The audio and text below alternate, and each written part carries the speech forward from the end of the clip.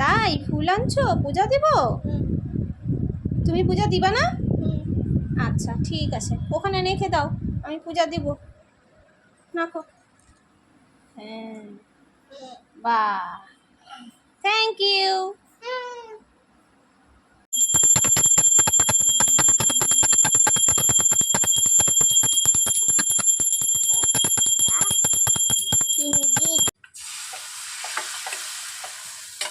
বন্ধুরা, সকাল সকাল রান্না বসিয়ে দিয়েছি। আজকে 15ই আগস্ট, আমরা একটু বেরোবো, তাই তাড়াতাড়ি করে এদিকে ভাত, এদিকে রুটি হচ্ছে।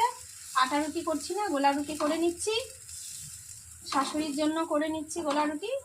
এই কারণেই এইদিকে আবার ছেলের খাবার এই যে হয়ে গেছে, তারপরে আবার সবজি রান্না করব। এখন সবজিটা করে নিচ্ছি।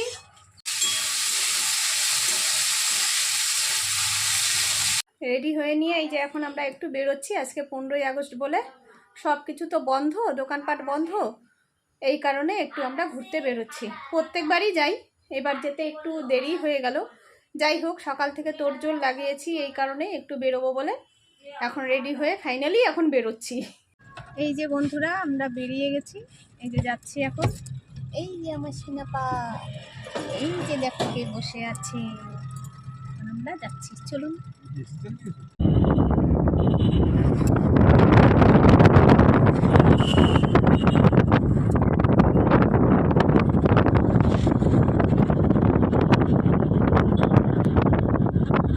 আমরা চলে এসেছি, দেখুন কোথায়।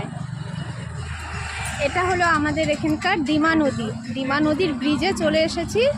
এখানে নদী আছে, পাহাড় আছে, ফরেস্ট আছে, চা পাতা বাগান আছে, সব আছে। এখানে নিচে নেমেছে, ওই যে চা পাতা বাগান দূরে দেখা যাচ্ছে, ওই যে চা পাতা বাগান। পাহাড় তো দেখিয়েছি, এই যে পাহাড়, এখানে ফরেস্ট, কি সুন্দর ভিউটা দেখুন। এই যে বন্ধুরা দেখুন, চা পাতা বাগানে চলে এসেছি। এই যে বন্ধুরা দেখুন, জঙ্গল দিয়ে বেড়া পার করে এখন যাচ্ছি আমরা চা পাতা বাগানে। চলে এসেছি চা পাতা বাগানে। কেমন লাগছে এখানকার ভিউটা অবশ্যই আপনারা কিন্তু কমেন্টে জানাবেন। এই যে আমরা চলে যাচ্ছি এখন, এখনো প্রচুর লোক আছে এখানে, কিন্তু সন্ধে লাগছে তো আমরা আবার আরেক জায়গায় যাব বলে আমরা এখন ফিরে চলে যাচ্ছি।